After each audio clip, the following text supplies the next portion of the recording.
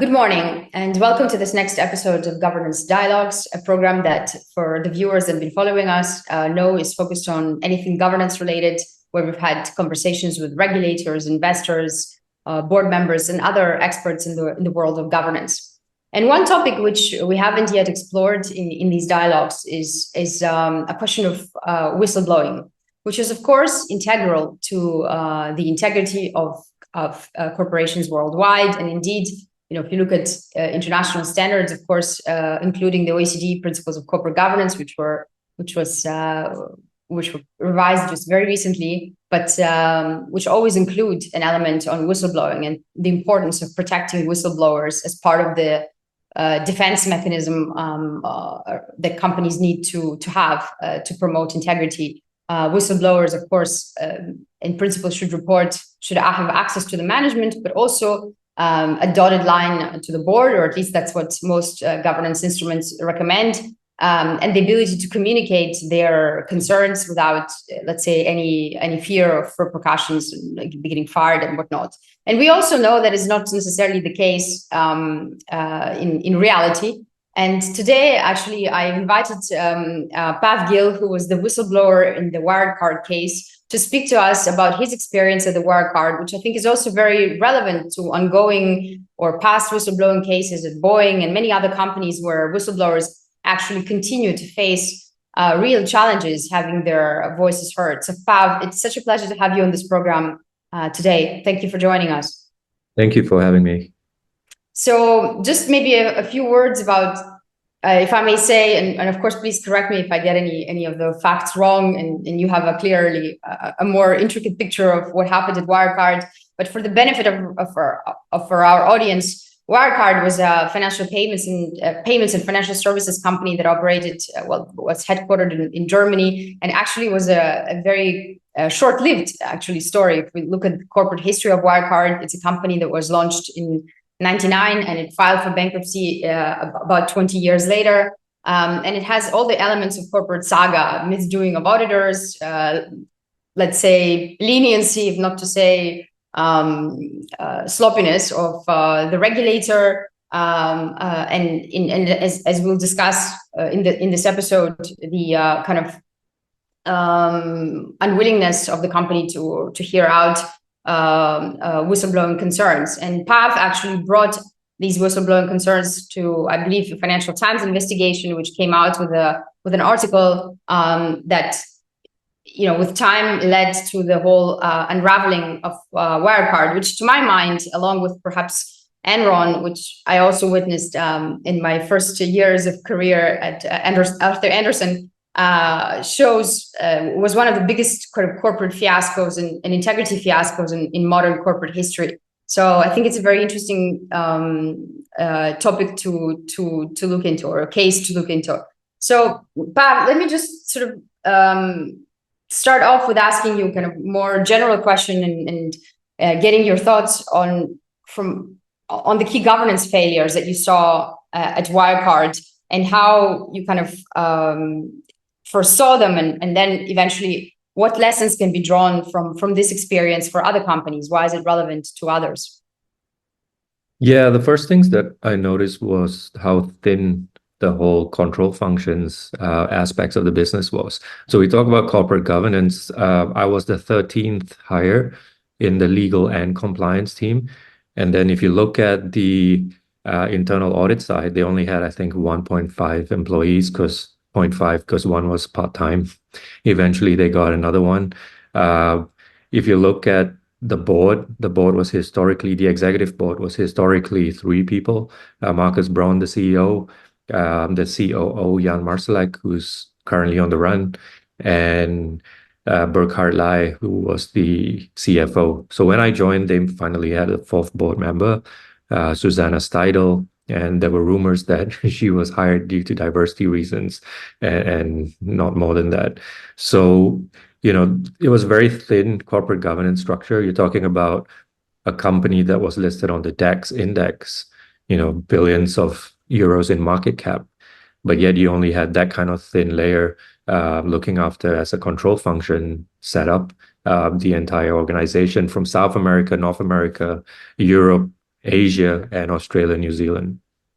Well, it's interesting because in Germany, of course, and those who are listening to us probably know, but there's the executive board and there's a supervisory board, and you've spoken about the executive. So may I ask what happened with the supervisory board? Because ultimately, if we are blunt, the buck stops with them, right? So did they have a role in the whole story?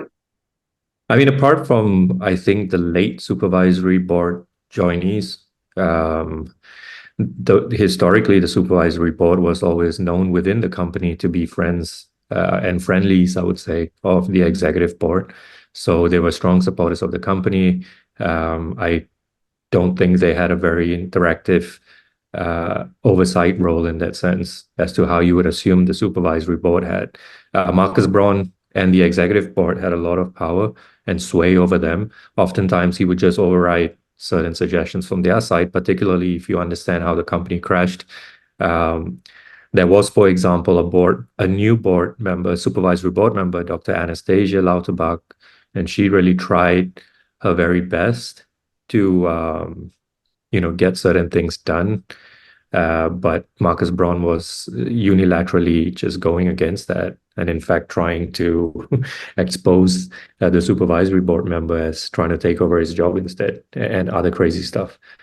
And we've seen the similar stories. I think in one of the episodes we talked about an Italian company where there was a governance expert, Karina Litvak, that was appointed, and then everyone turned against her and also tried to sue her, and she had to fight a battle, though she was a board member. I think in that case it wasn't a whistleblowing case. So it's interesting you mentioned about executives having a sway over the board, because typically it's more of a concern, at least in our work with unitary situation boards. So when they're not a dual board as you have in Germany, where there are many executives and they kind of control maybe the board. And then there have been, in all fairness, a number of governance instruments that were introduced, like separation of the CEO and chair roles, which in most places except for the US sort of works, and other mechanisms that limit executive presence on the board. So it's a little bit, I suppose, for a general ear, it's a little bit unusual to hear of a supervisory board of a company being hostage to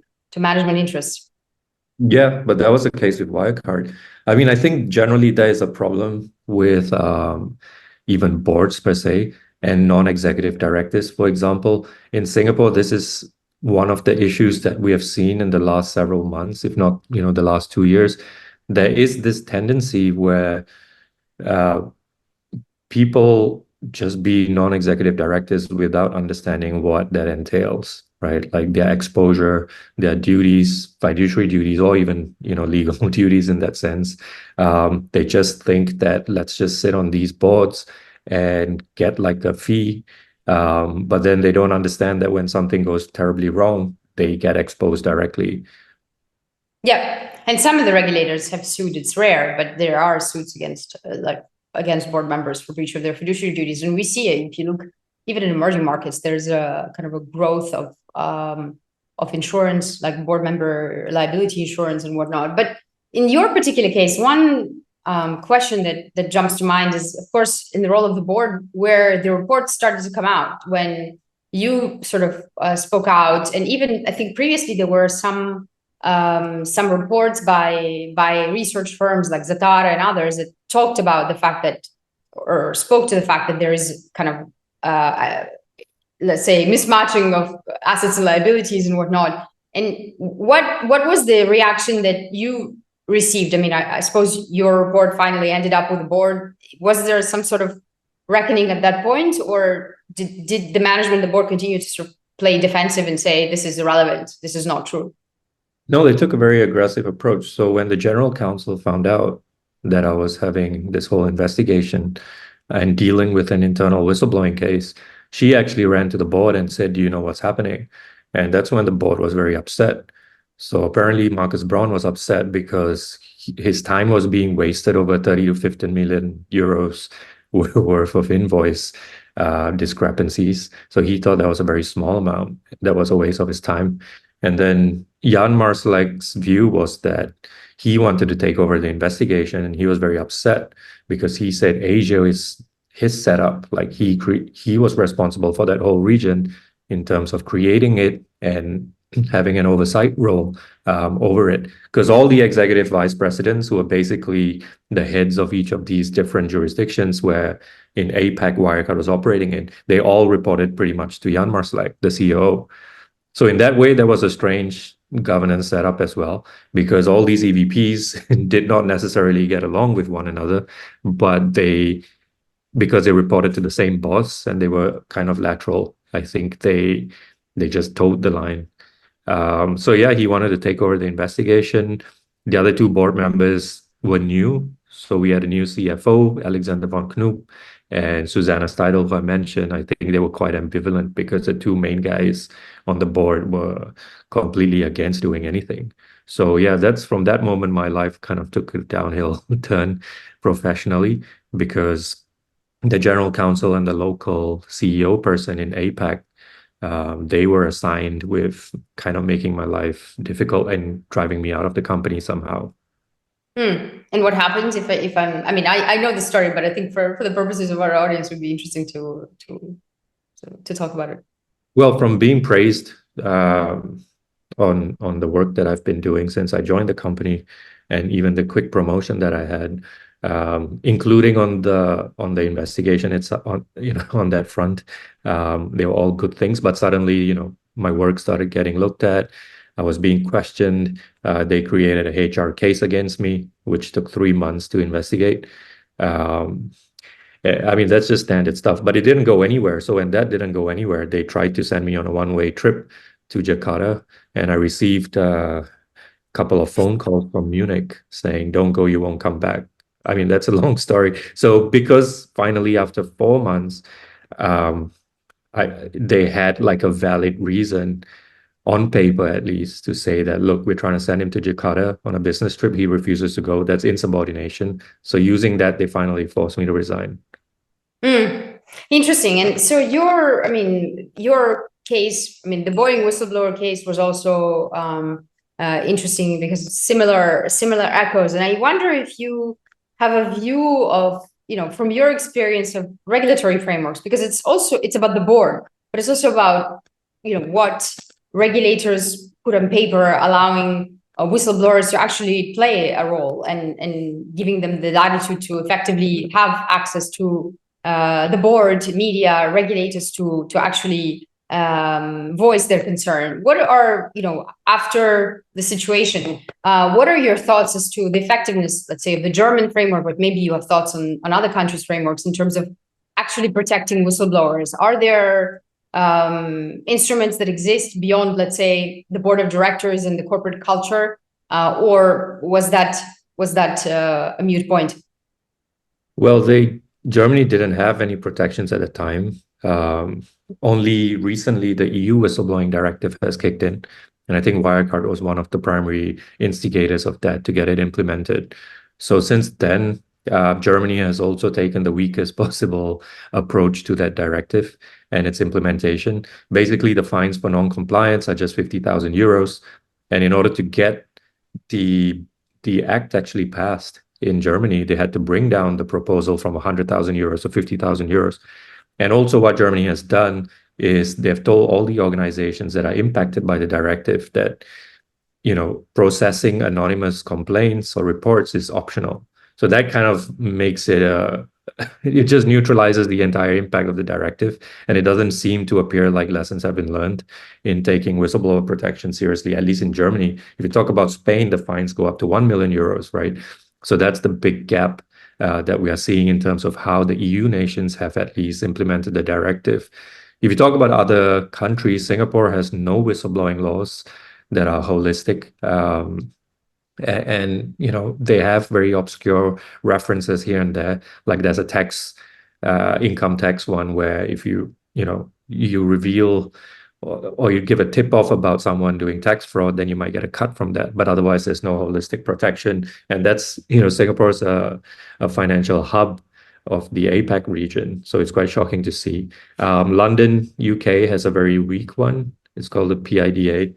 They're, I think, in the process of reforming that because the UK obviously is no longer impacted by the EU, but I think they will eventually be forced to align.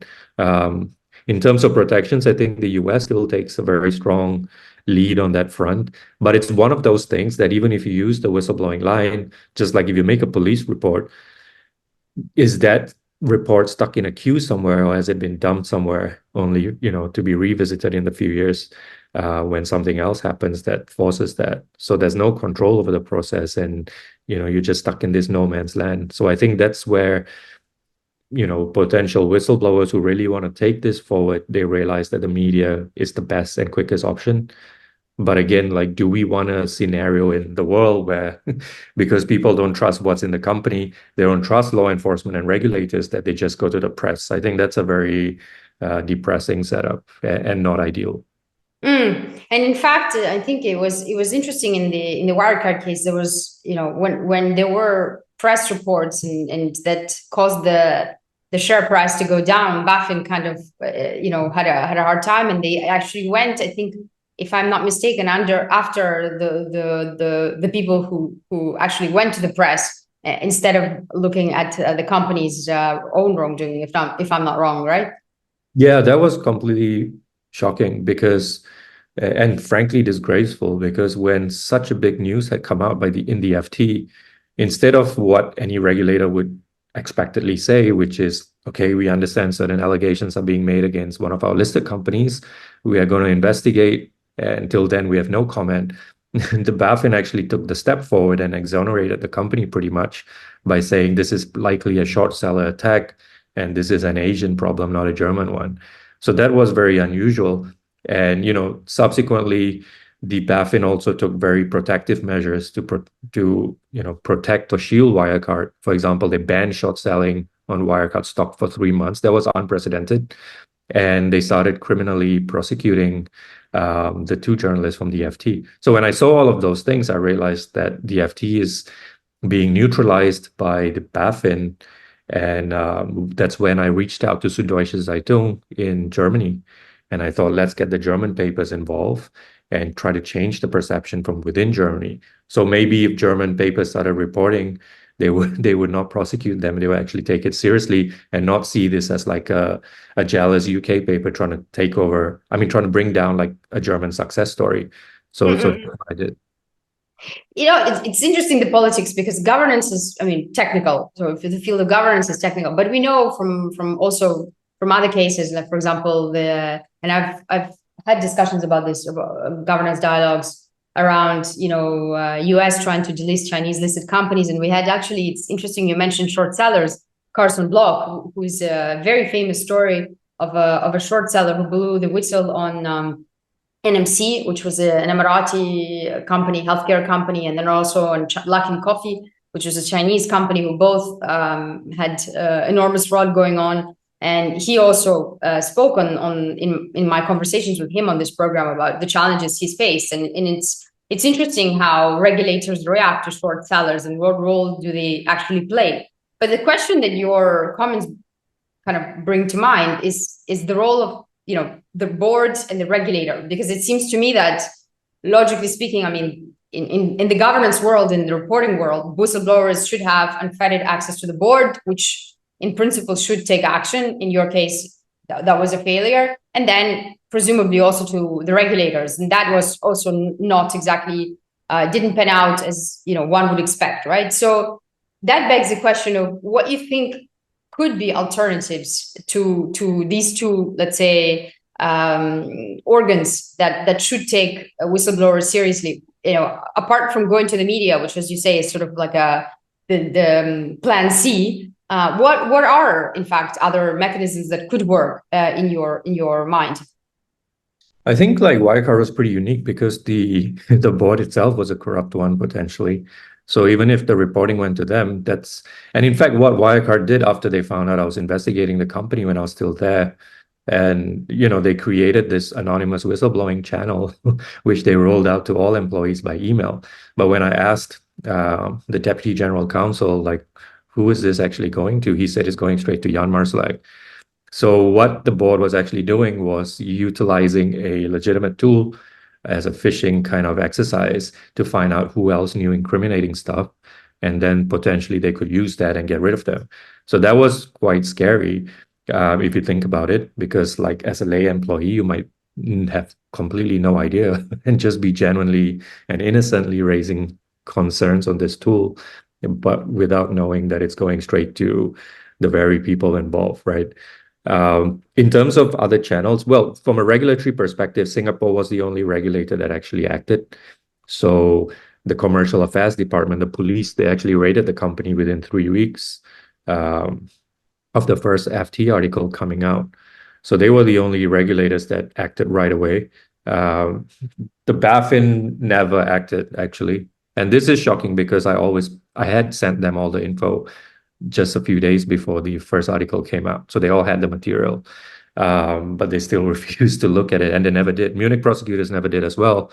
So that was shocking. I think as of today, with the directive in place, I think the protections from an EU standpoint are quite strong, because what it says is, every employee and vendor has 3 equal pathways to whistleblowing. They can either use the internal system that exists, or they can go to the media, or they can go to the regulators.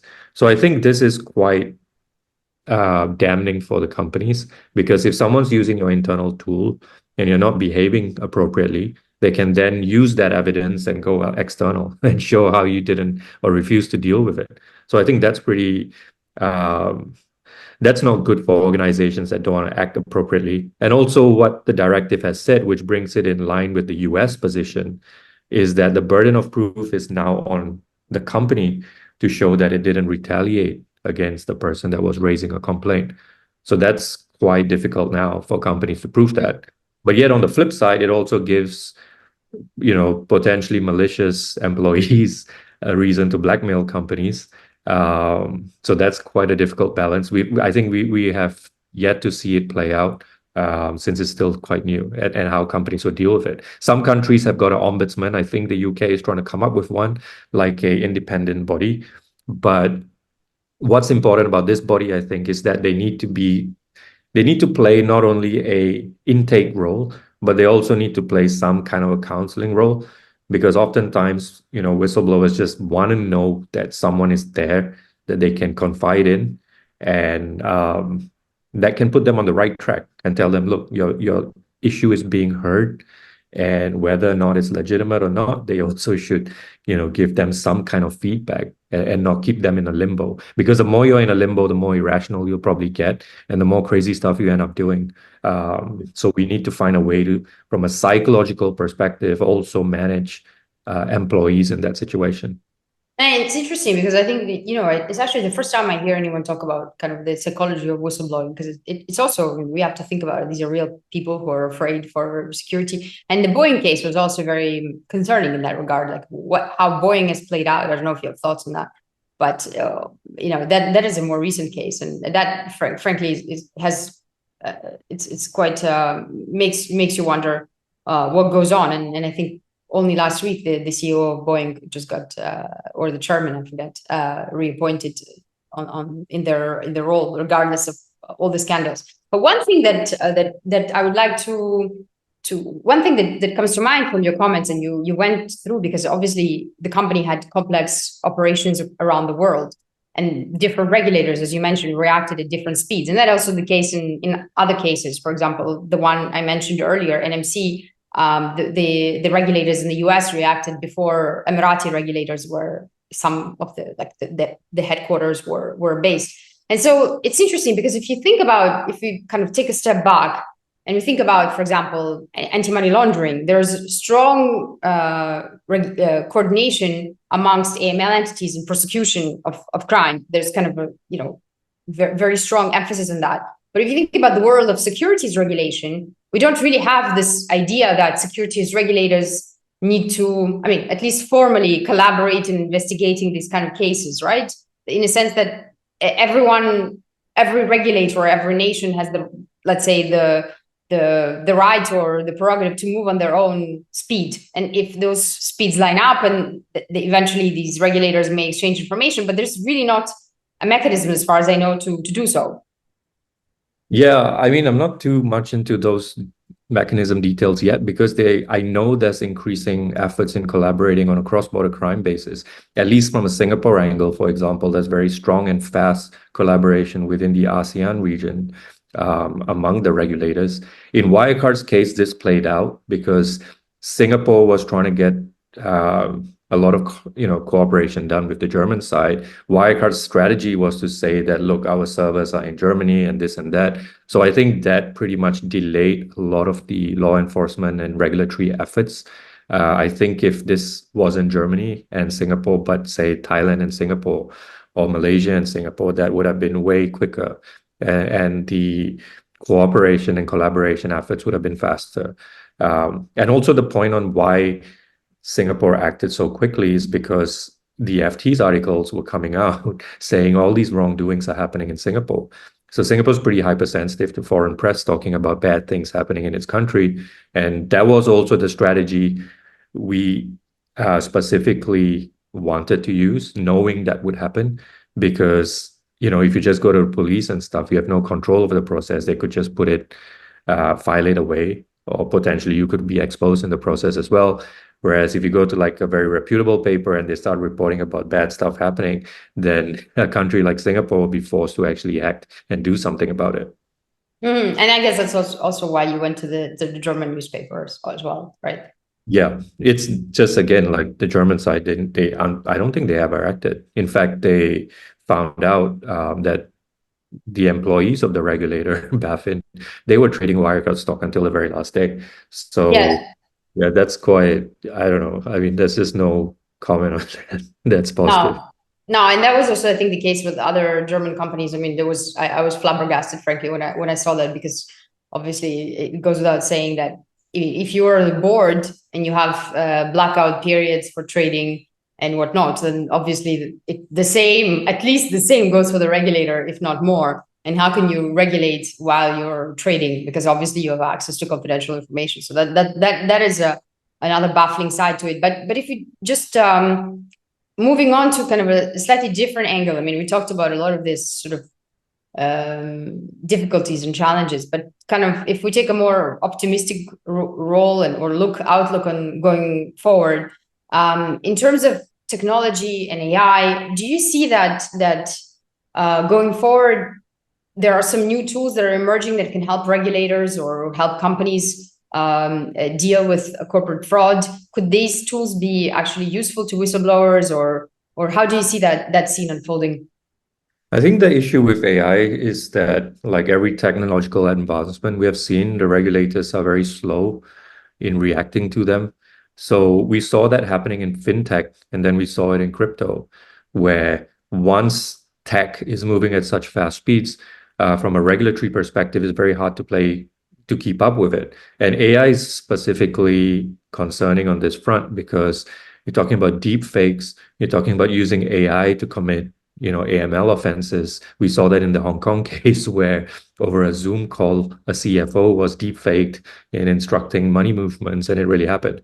So, how, from a whistleblowing perspective, if a company is already in the habit of forging documents and doing all kinds of stuff, and now they start forging documents using, sophisticated tools like AI against the whistleblower, knowing that the person is trying to expose them, then how does that individual, from a resource standpoint, prove otherwise, right? Because you don't have the resources to take down and to go through those levels of forensic proof to show that you're not involved in this and that you didn't do X, Y, and Z. But the company definitely has those kinds of resources. So that's very concerning from a whistleblowing perspective. I think if you think also about Wirecard had 200 million data sets of transactions that were fake. So clearly they had very strong intelligence type access to these kinds of tools. We're not talking about like 50 or 100 people sitting in an offshore jurisdiction or developing country somewhere trying to create these transactions. You're talking about very, very powerful tools that were used, and sophisticated ones, to create these data sets. And then using AI, when they actually tried to look at these data sets, AI thought they were legitimate.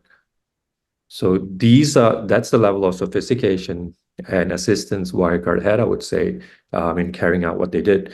So, how companies, potentially startups in the AI space, create anti-fraud tools to battle these things, I think is just going to be a cat and mouse game, and remains to be seen. It's very exciting in that sense. I agree with you, but I think also one thing that comes to mind, if I go back to the beginning of our conversation, is about the internal audit function. So when you think about, you mentioned just now 200,000 data sets that are being used to create scenarios, and 1.5 FTEs in the internal audit department. Like, you kind of see the huge dichotomy between the data that's being generated by companies and could be used to promote fake, etc. I mean, it could be used for legitimate or fraudulent objectives, and the reality of key sort of lines of defense, and how there's with all the corporate governance regulations we have, that internal audit should have access to the board, etc. That it doesn't prevent huge companies like Wirecard to have a completely dysfunctioning line of defense without anyone sort of asking questions. Yeah, and there was no excuse for internal audit, for example, to have not picked these up.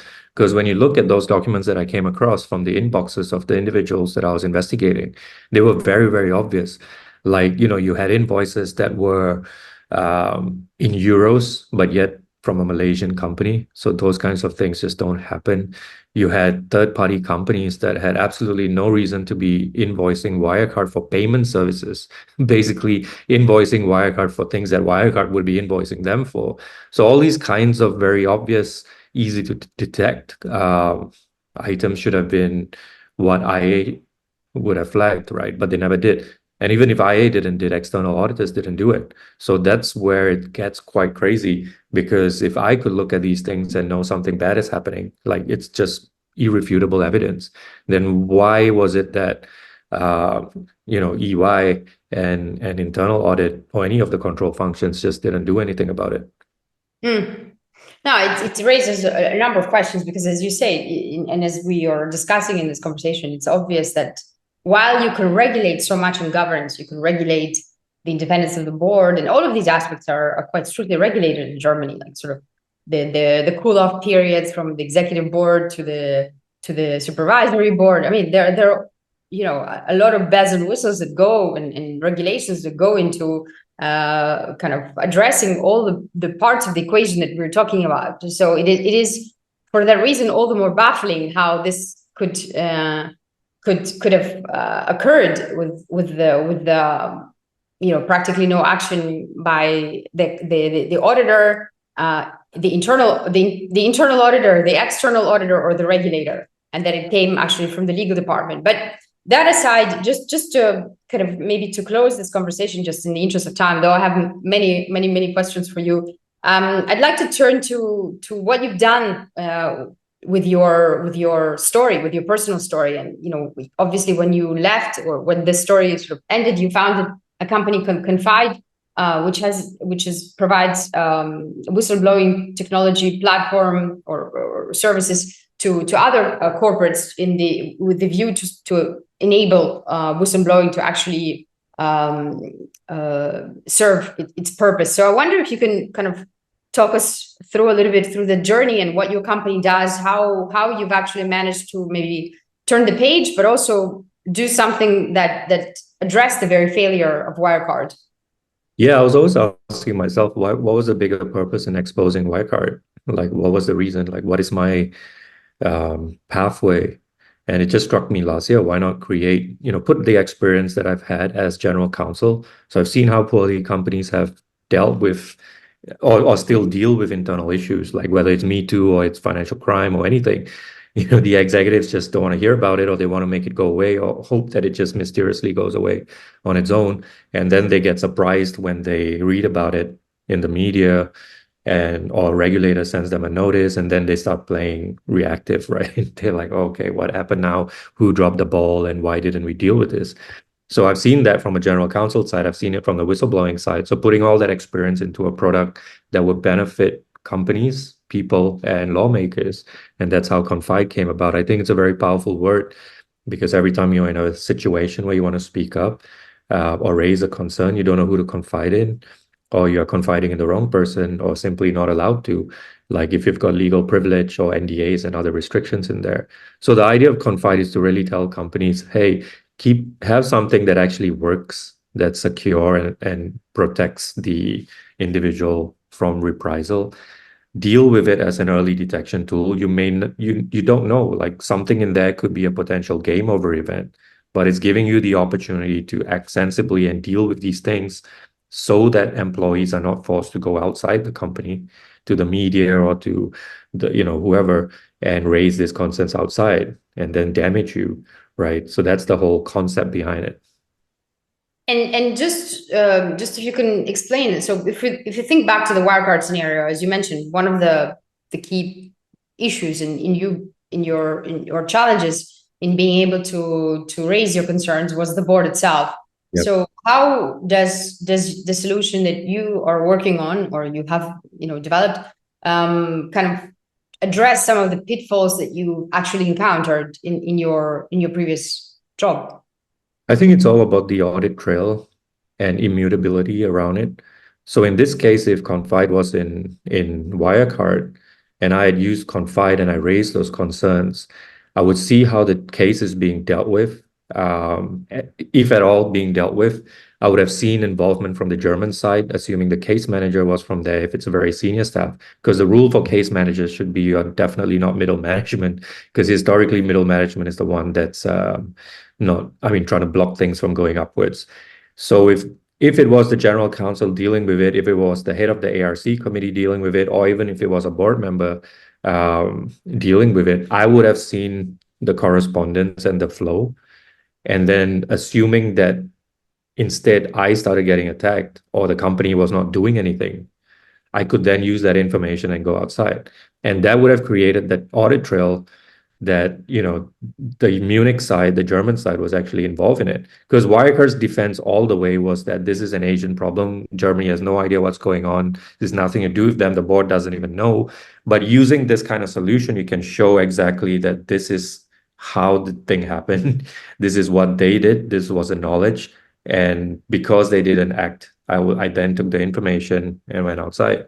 So I think that's where the difference is, because otherwise what tends to happen nowadays is you may have like a whistleblowing policy or some kind of whistleblowing tool that's nothing more than a glorified inbox, but there's no audit trail there. So people are just putting in stuff, and then whoever's managing it is moving into email, into a physical meeting, into a different solution. There's a lot of he said, she said kind of risk. So there's no end-to-end audit trail. So that's what we're trying to fix. Interesting. But of course, I think as somebody who works in governance, it forces me to say that it's still kind of contingent on the board or the regulator being, of course, receptive and open to that, which shows how whistleblowing is really kind of a part of an ultimate governance pyramid where different pieces and functions have to assume responsibilities. Otherwise, we're in a, as you say, cat and mouse game, right? Yeah, I think the difference here is that the boards with a solution like Confide, the company knows what the risk is of not dealing with things sensibly, because they can't go to the IT team and try to delete stuff, which happens very much in frauds, right? They go to shredders last time, start shredding documents. Yeah, they go to the IT team and start to not only track who's making reports if you're using your own internal system, but also potentially delete sensitive info or incriminating info. So I think that's where, so the board would probably be aware. And this is one of the things that, Wirecard's very unique because the board itself was corrupt, right? And being criminally prosecuted. But I think in the vast majority of companies out there, a lot of times the executives at the top, they just don't get that information. And, this is where we're trying to fix that gap and give them the opportunity, especially directors. What I want directors to do is to have access to whistleblowing reports, not only be told like, okay, we had 4 cases this month and that's it, but also have that access. And potentially, in smaller companies, private shareholders to also have access to that. Because if you think about it, like even from a non-profit angle, you have all these donors that are giving all these charities and nonprofits, so NGOs, all this money, but there's a lot of abuse happening in those, those entities. So why are donors not asking these entities or saying, as a condition of me giving you X amount, I want you to have this solution in place, and I want to be able to see, if anything goes wrong, or at least have that ability if I want to. I think that's a very strong check and balance. It's funny because I didn't, in preparation for this conversation, I didn't think of the donor angle, which is also an interesting one, and in fact brings me to mind another case which you may have heard about in the Middle East called the Barrage, which was a private equity company to which Bill and Melinda Gates Foundation, the Kuwaiti Sovereign Wealth Fund, and many others, donors gave money to invest in emerging markets. And there was a huge saga, was also uncovered by journalists, I think Wall Street Journal journalists, that resulted in this fascinating book being written called The Key Man, that talks about the unraveling of Ariko Nakri's empire in Abraj and all the fraud that was committed. So that brings us to a whole other conversation. And in fact, I think it would be a topic of great interest to investigate on another episode, looking at donor funds and how they're transparently or not they're being deployed. But I think that would be for another dialogue. But for today's conversation, I think I'd like to thank you for all your insights and for sharing your personal story, because at the end of the day, it is also a personal journey for you on Wirecard and Confide. And we will obviously include some links in this episode, enabling our viewers to have a look at the technology that your company that you've developed. And I think it's very interesting. And I would like to thank you for your time and talking to us about what happened in Wirecard in such frank terms. Sure. Thanks so much for having me. Thank you. And for our viewers, thank you for joining us. And please feel free to follow Governance Dialogue, subscribe to our channel, and we'll be back with other interesting governance stories in the coming weeks.